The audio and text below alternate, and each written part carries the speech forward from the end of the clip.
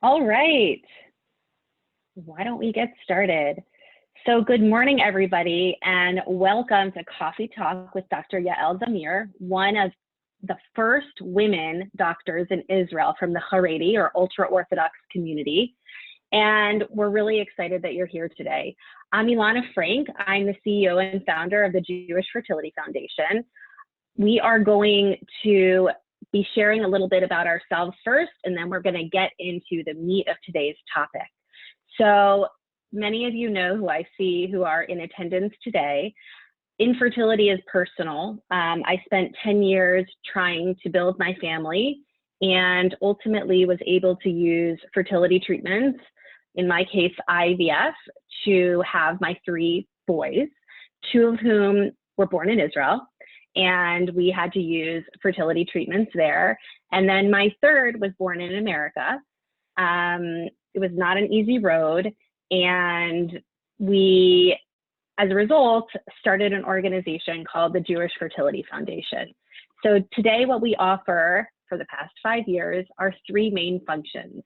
The first is we offer financial assistance to individuals and couples experiencing infertility. We offer $1,000 to $15,000 grants. And we also offer, in partnership with the Jewish Interest-Free Loan Association, interest-free loans of up to $7,500. Plus, you get a 20% discounted rate at the fertility clinics if you're our grantee. So that's a lot of money that we're able to offer individuals who are experiencing infertility toward the costs of their fertility treatments. The second thing that we offer is emotional support. So while it's important to help people financially, it's equally, sometimes more important to help people emotionally. It's a roller coaster trying to get pregnant and stay pregnant in some cases. And we offer infertility support groups in different communities in the cities that we're serving. So in addition to that, one of our favorite programs is called our Fertility Buddies program. And that's where we offer basically, it's a year-long buddy relationship. You're matched with somebody who is considered a veteran of infertility. They're on the other side now. And this is probably one of our clients' favorite programs. But you're not their friend, you're not their therapist. It's an opportunity to just be with somebody who understands where you are today. And then the third thing we do are educational trainings like we're doing today, but also we go into fertility clinics and we help the doctors, the nurses, the admin staff understand special needs of Jewish clients.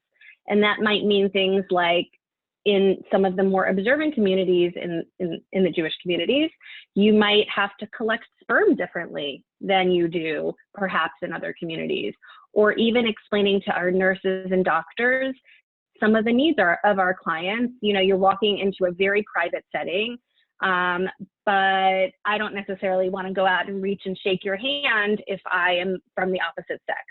So we're just trying to help people normalize. Essentially, it's like a cultural competency training for the Jewish community. We also offer programs and services for intended grandparents who are trying to help navigate the process with their children who are experiencing infertility. Additionally, we do programs like Pathways to Parenthood to share different opportunities of how to grow your family with individuals who are just entering the infertility space. So apparently, Dr. Zamir found us online somehow and reached out to me a few months ago. And while we connect with individuals from all around the world in the fertility space, I was eager to help and happy to make introductions for her. But more importantly, when I heard her story and learned about her, I was truly inspired. And I said, yeah, I'm happy to help in any capacity. But really what I want is to be able to introduce you to our community. And I thought, what better way than to partner with the Jewish Women's Fund and, of course, Rachel Wasserman to try to share her personal inspirational story with those of us in America. So without further ado, I want to introduce you to my co-host today, Rachel Wasserman, to tell you a little bit more about Dr. Zamir, as well as some of the partners that we're thankful for helping us today. So Rachel, turning to you. Thank you, Alana. Good morning, everybody. I am Rachel Wasserman. I'm the Executive Director of the Jewish Women's Fund of Atlanta, and we are so excited to be partnering with Jewish Fertility Foundation today, and of course, with Embryonics and Yael. The Jewish Women's Fund of Atlanta promotes social change and creates positive opportunities for Jewish women and girls. And we primarily do our work here in Atlanta and in Israel. And one of the main areas that we have focused on, both in Atlanta and in Israel, is women in STEM, in science and technology, engineering and math, and also women and girls within very religious communities, branching out into areas in which they wouldn't necessarily normally be able to branch out in, and specifically around STEM. So we have actually, since our very first year, have granted money to projects in Israel that address STEM education within religious communities. And so when I first heard Yael's story, I was absolutely thrilled to be able to bring it to you, because from our end, from the social change and changing the idea of what is an appropriate, in quotes, career for a Haredi woman, Yael really her story really hits the mark of what we're hoping to create in a very wide way in Israel. And so we also reached out to a number of other organizations to be partners with us today. And I am thrilled that so many of them agreed. And so I'm going to read them now to you. Or HaTorah, Or Vashalom, B'nai Torah, Wise Temple, Rabbi Karen Tomashaw, JFF, Meyerson JCC of Cincinnati, Northern Hills Synagogue, Congregation B'nai Avraham, the Jewish Federation of Greater Atlanta, HMI Cincy, Atlanta Jewish Academy, Beth Jacob Sisterhood, and Jerusalem College of Technology Lev Academic Center, which is a current grantee partner of ours who specifically works with women who are entrepreneurs within the STEM fields and are also religious women in Israel. And so it was the perfect partner for this project. I also want to now introduce Yael, and we are so honored to have you here with us today. Dr. Zamir's journey is incredible. She's one of the first Haredi women medical doctors in Israel and is the founder and CEO of Embryonics, which we'll hear more about. Dr. Zamir is a mother of 4, and through Embryonics, she and her team develop AI algorithms to improve the process of in vitro fertilization. She also has a dedication to helping other young women from her community rise up in this field, and I think that's one of my favorite things about Yael and her story. So I'm going to throw it to Yael now, and then Alana and I are just going to take turns asking questions. And if any of you have questions, you can put them in the Q&A. So Yael, tell us, where in Israel are you from and how you grew up? Hi, everyone. Good morning. Thank you, Elena and Rachel, for inviting me to take part in this very special event. First of all, I live today in Bet Shemesh, Israel, which is a small city near Jerusalem. Most of the population in Bet Shemesh really belongs to the Haredi community, the ultra-Orthodox community. But I grew up far from here. I grew up in Netanya, which is another small city in Israel, and the northern part of Israel.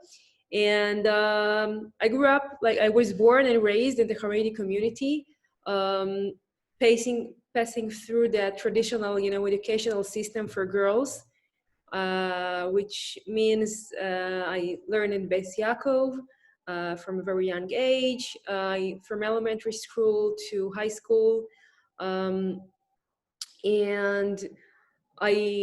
after high school, I also went to seminary. Means that I became a teacher. Growing in a Haredi traditional environment and essentially being part of the educational system, it means that that your curriculum is built in a very different way from the secular curriculum on the regular curriculum in Israel. It's a minimum of English and math, for example. And essentially one of the thoughts behind this curriculum and you learn a lot of other things that the other students don't learn, like, you know, things that's related to the religious and your role as a mother and etc. It's really to preserve the community and, you know, avoid people from joining university on things like this. So when from a very young age, I remember myself that I wanted to become a doctor, something like first grade or something like this. But it was really very far from me, from my community, because so the first thing was the social gap. There were no Haredi people in medical school, none of them.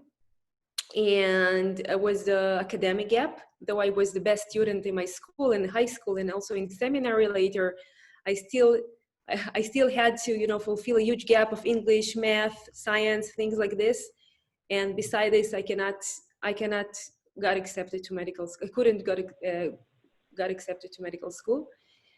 And Dr. Zamir, can I ask you a question about that actually? You say that you had to fill the gap. Like, what did you do in order to fill the gap and, you know, get up to speed with the rest of your class? So it's not the rest of my class, because none of the people that I knew was dreamed of becoming a doctor. It was very, very strange dream. And I really I just remember myself like going behind seminary and calling the university and saying, hi, can I speak with someone on the registration? Now you're not familiar with someone who's doing it. So you're just calling and trying to understand what gap you need to fulfill. And then you understand that there's a significant gap. First, you think that you're the best student in class. And then you said, 1 second, what about English? What about math and this and physics? And what about, and I was like, I don't know, this, no, I don't have. I have but other things. And no, we're not interested in them. We're not interested in halacha and, you know, things like this. What about chemistry? And I was like, I never learned it before. And then I just going behind the building, calling, you know, writing notes and saying, okay, so I need to learn this. I need to get the book. I need to get the book, and I need to get, and so most of it I learned by myself. And some I had, you know, I got help by people, just teachers and stuff like this that I needed. But so, and also, you know, there is the social gap that I wasn't married, I was very young, and my parents were really, they were very supportive, but like they understood my need to learn more and fulfill myself. And they saw I was very serious about it. It wasn't just, you know, a childish dream that came and was about to leave, because I really wanted to become a doctor. And I said, I can do it. And they said, okay, but who's gonna marry you? It's gonna marry you. Like, you cannot do, you're part of a community. And how would we explain it, you know, to people that you just went to the secular university and there is this fear of assimilation, and, you know, you lose your identity and things like this because you're, but really it was a very, very strong dream. So we had all these discussions at home, and eventually my parents offered me, said, listen, you know, medical school is really very, you know, it's very tough. It's not for women, and maybe you can become a nurse, you know. And at that time, even becoming a nurse was really unacceptable in my community. You just need to understand it was like a nurse, like you should be a teacher or a kindergarten teacher or something like this. And they said you can be a very good nurse, and then you still can help people, and you can, you know, today nurses there get BA, MA, and you do a PhD and things like this. So I was convinced, and I went to nursing school. And the first period was okay, because I was learning, I was enthusiastic about the opportunity of, you know, discovering a new world. But then after a while, and essentially when we started the practical part, when I was working in a hospital as a student, I saw the doctors and I saw their work, and also doctors met me and they were like, "Are you sure you want to be a nurse? Like, I think you're more suitable to become a doctor, and do you have the grades? Like, where you coming from?" And all these conversations that just made me more certain about, I want to be a doctor, and whatever it takes, I'm ready to do it. And then I just started.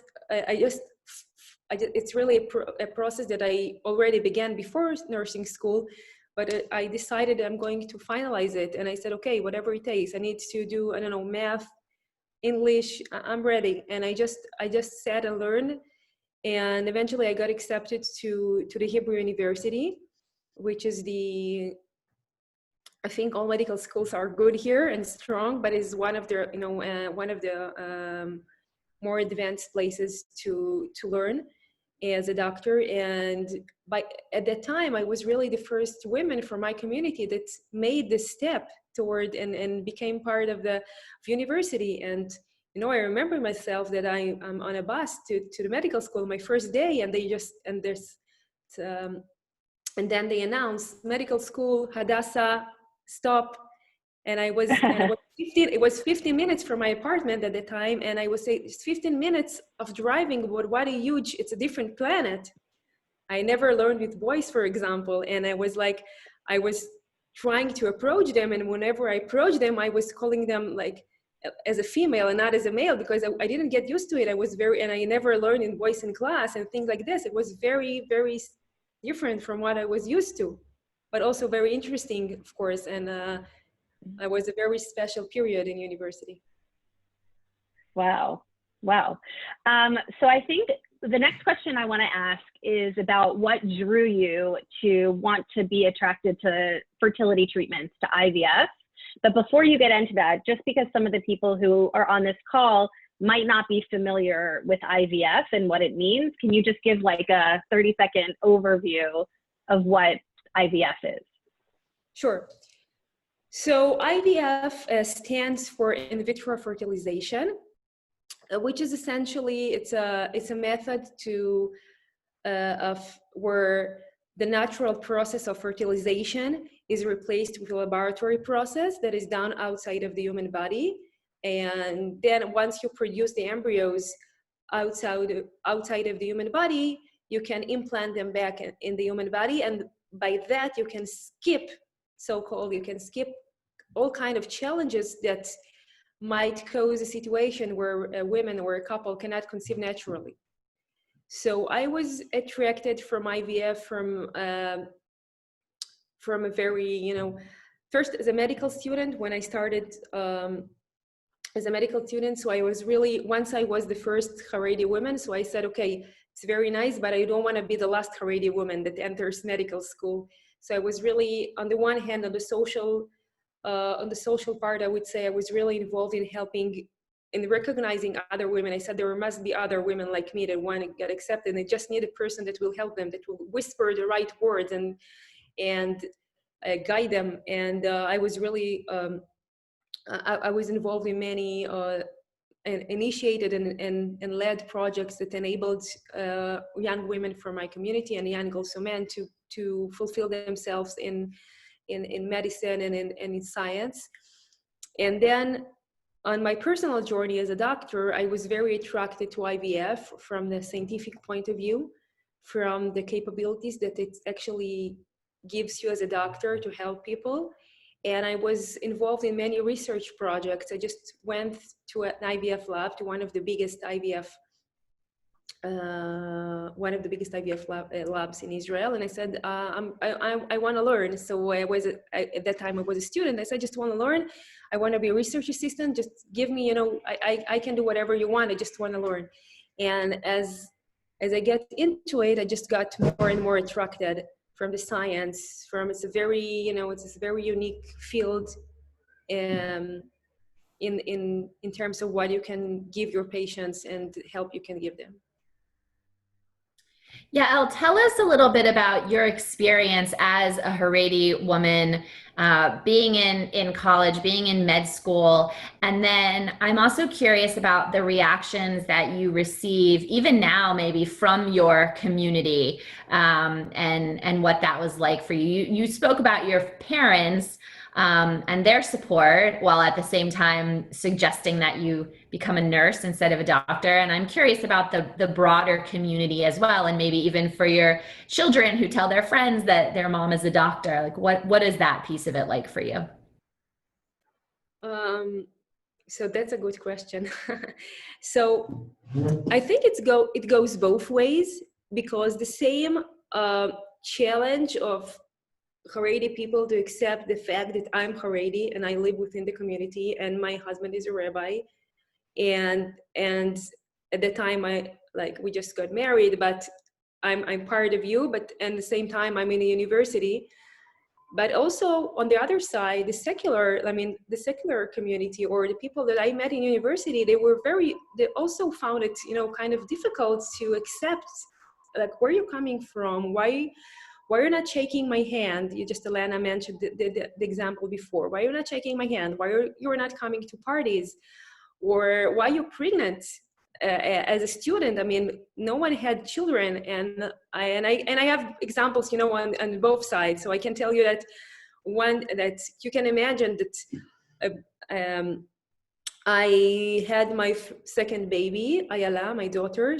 Today she's 6, and I was coming with when I was able to. So I brought my kids to the library. I was learning and I was nursing them same time. At the time, there were not nursing rooms in university. It wasn't that accepted. Today, you can find them everywhere. So I had to nurse, under the table when I had to do so, and then I just had to sit again. And so I came with the baby and with the carriage, and I went to the library of, for medical students. And I met one of the professors he was teaching me about it. He didn't recognize me. I think it's like a psychological thing. He couldn't believe that I was a student. And then he saw me at the elevator and he said, "What are you looking for here?" And I said, I need to go to the library. And he said, "It's not like women's and children department here. It's the other building. You should go there. And come, I'll show you." And I said, no, I'm coming here. I'm a student. I'm your student. I'm taking your course. And he was like, "Are you sure? It's not, I think you're looking for something else. Here it's for medical school, it's university, and children and women and children building is not here."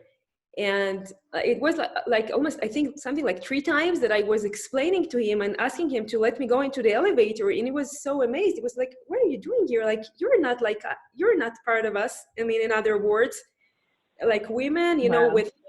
with a shaitel and with a carriage and, with all these bottles and things, like, we were doing science here. It's not. And so this is one kind of reaction. And on the other end, so for example, you just mentioned my kids. So I remember walking with my older son, Eitan. We were walking in the street, and he just saw one of his friends from the cheder, and he said, "Look, I don't know, I don't remember his name." And he said, "Look, this boy is learning with me." I said, "Oh, so nice." And then as we got closer to, the boy was walking with his mother. So she said something like, he said, "Look, this is Eitan and his mother, she's going to become a doctor." And she said, no, maybe you got confused. She's not a doctor. Maybe she's an acupuncture therapist. Maybe she's a nutrition. Maybe she's kind of, I don't know, therapist, all kind of therapists that are more common, not the academic type." And then my son, he was looking and he said, "No, this is not right. My mommy is a doctor. She's going to be a real doctor, like in the Kupat Cholim, like in a hospital." She said, "No." And then she approached me and he said, "Right, there is no such a thing. Like, women, they're not becoming doctors. Like, of course, not women like us." And I said, no, your boy is right. Like, I'm going to become a doctor." He said, "What? Like, how can it be?" He said, no, it's real. And I think these 2 stories, it just, just came up now, because I think they they can give a good picture of, of both sides of the, I think it's challenging for both sides. And especially in, 10 years ago, when I was really the only, like, I can say the first, the only, like, I couldn't find other people that even look like something that is familiar for my community, I would say this way, but also for them. So it was very interesting, situations like this when you need to explain yourself. But I think that essentially it was worth it, because I think that so many people, got, like, by meeting me, they many times I heard that people told me, this is the first time I'm talking to a Haredi person in my life, and I was born and raised in Israel, but I never get the chance to talk with them, face to face, and not through the media, when I heard just talking about, Haredi, or throw the stone and Shabbat or something like this. Or so, and then if I'm meeting you, I have like many questions I want to ask you. I'm sorry. So well, you're changing the definition for both sides about what, what is a Haredi woman and what is a doctor, and that's amazing, because now you're changing people's preconceived notions about what women can do, and certainly what Orthodox women can do. It's beautiful. Thank you. And it's called a trailblazer. The word trailblazer, really, like, making change. Go on. Yes, I'm just saying that, many of us, and also like both sides, people like believe that they're very open and they're very innovative, and they're very they're like to accept different cultures and different. And sometimes when it comes to reality, and also I found myself, it's hard to really adjust yourself and be, react the way that you need to react to different things that you meet and see. And I think I was very, like, looking back, I think it was a very important experience for me, like personally, for me and for my family, and I believe for the whole community, because, I wasn't, not only that I wasn't the last Haredi medical doctor, but I think that today I know that today there are like more than 30 medical Haredi students in all the universities in Israel, and I'm lucky to say that most of them were people that I personally helped. And it's really about sometimes that you just need, as I said, you need to whisper the right word. You need to, to the girl that is saying, I really want to do so, but I can't. I came from the wrong background. It's not acceptable. Who's going to marry me? Things like this. Or parents are calling me and saying, my daughter wants to become a doctor, but we are a very good family. We're part of the community. And like, how will it work? We don't want our kids to make mistakes. And I said, okay, come to my family. You can see my kids. They're all, Haredi schools. You can see my husband. Sit, sit with us, talk with us. And if you feel comfortable with us, so maybe your daughter can also do this and go to medical school. And so it's really about, being able to accept yourself first, understand what you want to do, and then just go for it and be able to accept others. But at the same time, remember who you are and where you're coming from. And remember that you don't need to change yourself. You don't need to change anything. And anything, it's really anything, because there is an answer also in the halakha. And for everything, you can really find your way without, leaving something that you're believing and you want to be part of.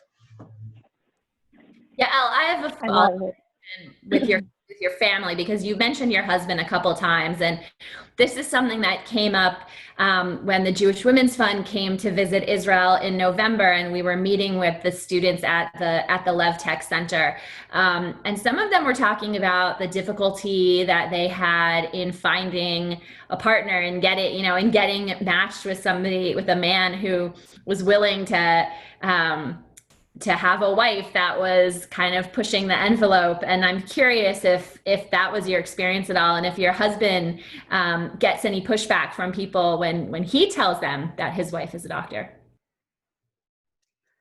So it wasn't easy to find someone with also, it was suitable. I mean, on both sides, with also Haredi and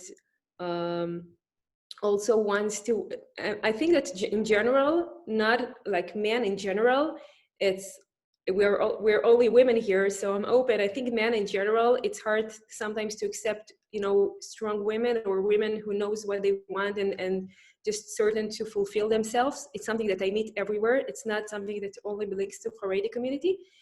And but of course, also in the Haredi community, it was harder to find someone who is, first of all, is looking for this kind of women, and second is willing like to be part of university and, you know, and whatever it means, because it means a lot of things. And women as a doctor and so I think it's, I'm not sure for what stories did you have, but yes, I was dating many, I had many failed dates around my career and university and things like this, but I didn't give up also in this. And I think that I was, what I was always telling people, and I know that there are some young women who are listening now also, so I'm saying, no, like you need to define what you want and you need to look for it. And in terms of career and also in terms, you know, of personal part for your terms of partner for life. And I knew what I wanted to. I wanted a Haredi boy that comes, you know, from a yeshiva and wants a wife that is also fulfilling herself. And I can tell you that when I went to university and my husband went to his head of his koilel to ask about like what, like kind of ask a bracha for it, and he said something very interesting. He said, you're learning in a koilel because you want to become a rabbi, and it means that you're dedicating yourself to Torah the whole day, and you never came to ask me about this. But like, why are you even asking me, like, why are you even asking me about this? Because I mean, this is her role in life, this is what she wants to do, so this is what you need to do. And the same, like that she's enabling you to become a rabbi, so you need to do whatever it takes to enable her to become a doctor. And but it was very supportive, like even before. And it's really about to get to know the person, and then, you know, all the stigma disappears, because it's usually what happens when you have stigma on people. And it was very supportive from the beginning. And, you know, when we had our babies at a very young age, and then I was already working at a hospital, so we were, it was in a koilel, it was behind the hospital, and he was bringing me to kids. I was just nursing them, and he would take them back, and they were sleeping by him, and then going and giving back. So you have to be, I have tons of this kind of stories. It sounds very strange now, but at the time it looks like very natural to me. And I think that you need to find the right partner. Yes, it's like, it's not something that goes without saying. You need to find the right partner. Wow, it's amazing insight into the actual life behind the woman. Tell us a little bit about what you're working on today. Embryonics, what is it? Why were you drawn to it? Tell us more. So I think that now you already have enough opportunities to understand that I like being on these intersections and connecting worlds. So in Embryonics actually today is a startup company that I started about 3 years ago with two deep learning experts from Israel, from the Israeli Technion, which is located in Haifa. So I had, as a doctor and as a researcher, I had many ideas of how we can improve IVF, how we can improve the process, and how we can improve the results. So IVF exists as a process around 30 years now. There are many parts of IVF that are still stuck in, you know, in 1990 when it was invented. So I had an idea, and I said, why can't we take, you know, best technologies and combine them with IVF for IVF? And then we started as a research team, like me and two deep learning experts, professors, and we saw that we have very interesting results. We started with a specific part in IVF, which is the part of embryo monitoring and embryo selection. After you fertilize the eggs, so you have embryos, and then you need to monitor them and select them. And we got very good results. And we understood that we have something and we want to expand it and make it available, and not only having, you know, a nice publication in whatever good journal. And then we got funding from, you know, also on the research side with grants, and from the Israeli Innovation Authority, we were chosen, and they believed in us, and we started a company. And what we're doing is really developing algorithms, AI algorithms. What we're using really advanced methods in machine learning. And our vision is to build an holistic platform that will manage and support the whole decision-making process along the way of IVF, to help people who are trying to become parents and shorten their journey and ease this journey and make it as efficient as we can. So can you explain that, like, in a little bit simpler? So you have the embryos. What are you doing with them afterwards? Very simple. So can you imagine that we have eggs from a woman, or oocytes in medical language? So they're fertilized with sperm that comes from the father. Then you have a set of embryos, and those embryos are not immediately transferred to the women. They're kept in incubators for something like 3 to 5 days. It depends on the method.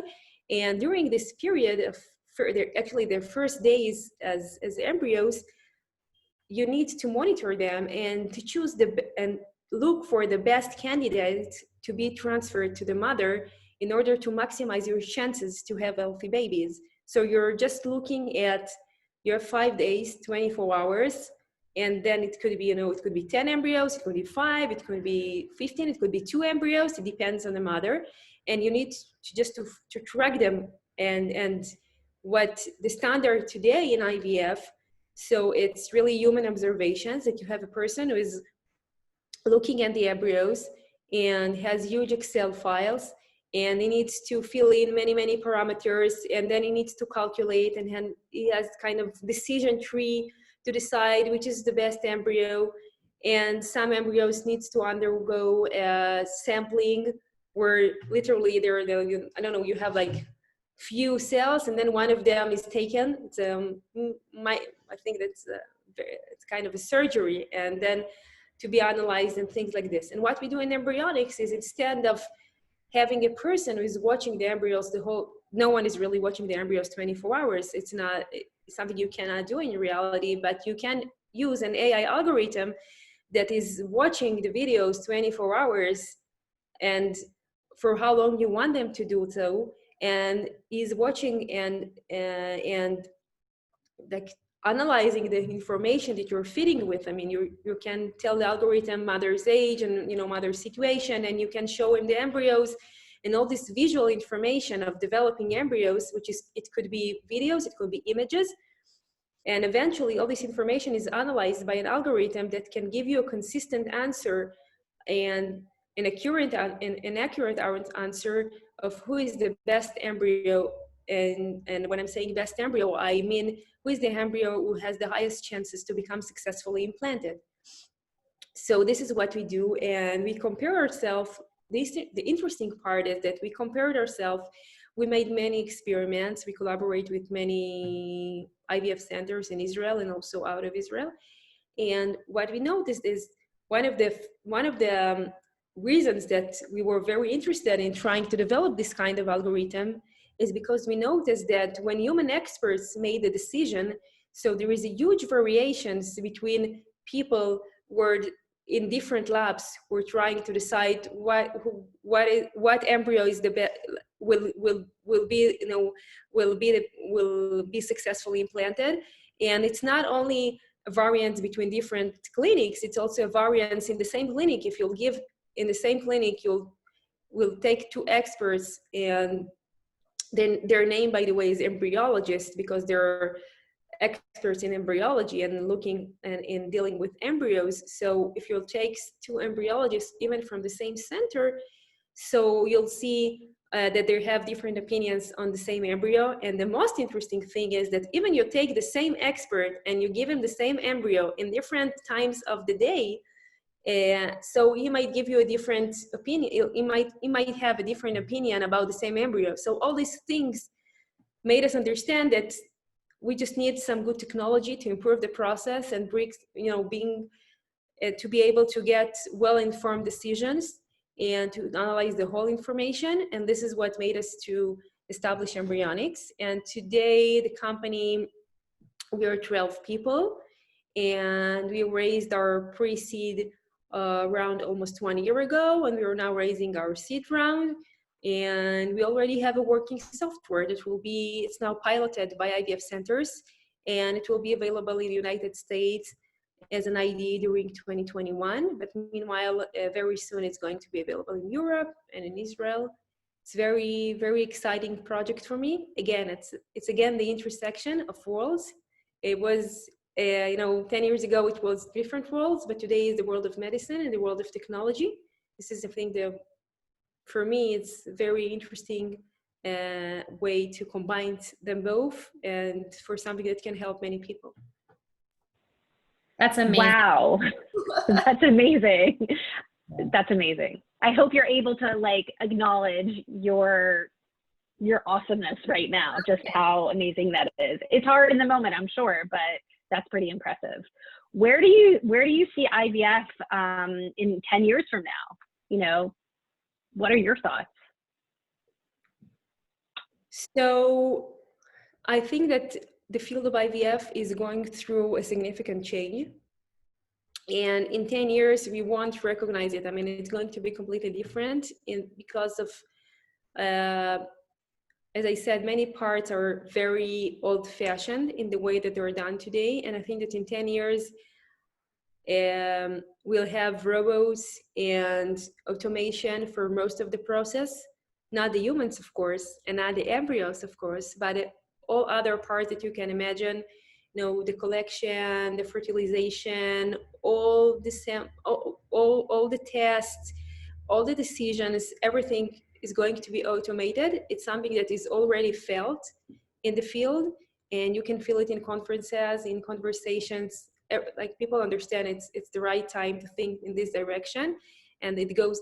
I think that it will go this direction, and in 10 years, so you'll still have your IVF doctor for sure, and you have your embryologist, and you have your nurse, and your all the setting, but it will be much more focused on the patient, when supporting the patient, while all the technical part will be done by robots and AI. And it just because, it just showed, it just, the world goes in this direction. So thank you. We have a question from the audience, and so I'm going to ask you this question, and then after, if there's any final thoughts that you want to share with us to wrap up. So this is the question: have any of your kids expressed a desire to become a doctor or pursue another non-traditional career within the Haredi community?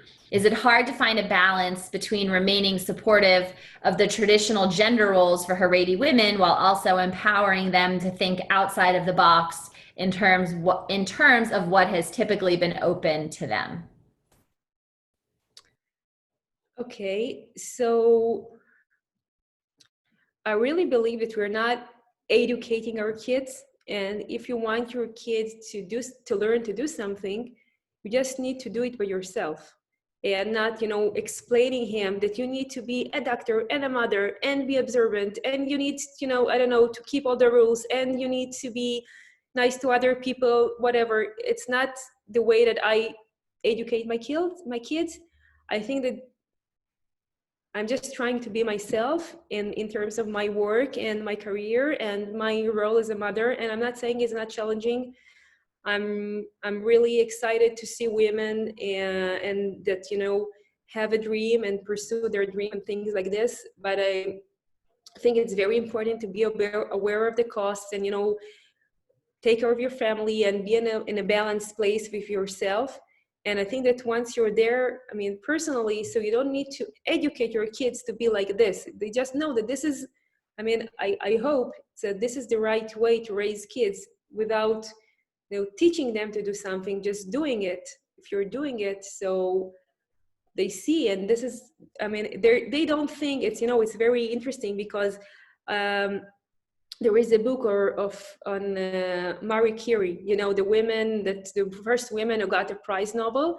So I just got this book to my kids and I was reading it to them, and there is one section of the book that they explained that she was the first woman at the time to become a student in physics department in some French university. And then there is a picture, it's for kids, so there is a picture of many men, and then one woman standing, and like to emphasize, it was very strange at the time. And my boy said, what are you, it's not a real story. Like, women go to university, maybe men don't go, but women do go to university. I mean, what are you talking about? Have you heard of this kind of phenomena that women don't go to university? And I said, okay, so I don't need to educate them, they just see it. They know that if you want something, that you need to work hard, but eventually you can do it. And I don't see there is in real life, there is no conflict. You can really be observant, and you can be haredi, and you can keep all the rules of the halacha, and you need to want to be there. If you want to be haredi, if you want to be a doctor, you can do it. There is no real conflict, because there are good answers, not just, plasters, good answers to real questions in real life. You need to ask these questions and want to get the answers. And so I'm not trying to educate them, to become something which is not acceptable.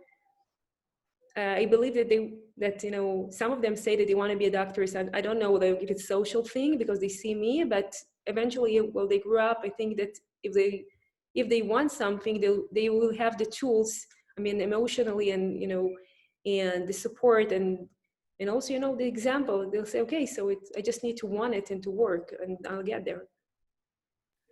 Well, they are so blessed to have you as their role model, and we are also blessed to have had the time with you today to hear your story. And I know I feel inspired, and can only imagine that everybody else does too. And so on behalf of Alana and Jewish Fertility Foundation and Jewish Women's Fund of Atlanta and all of our partners, I just want to thank you, Yael, so much for taking the time and for being so open and being willing to, to open up your story and your heart for us today. And we're just so glad, and I cannot wait to read all about you, on the headlines of the newspapers about how IVF has totally changed because of this brilliant, incredible woman and her amazing mind. So thank you so much, and be well. And we look forward to seeing everybody else at more educational programs soon. And I know that this was recorded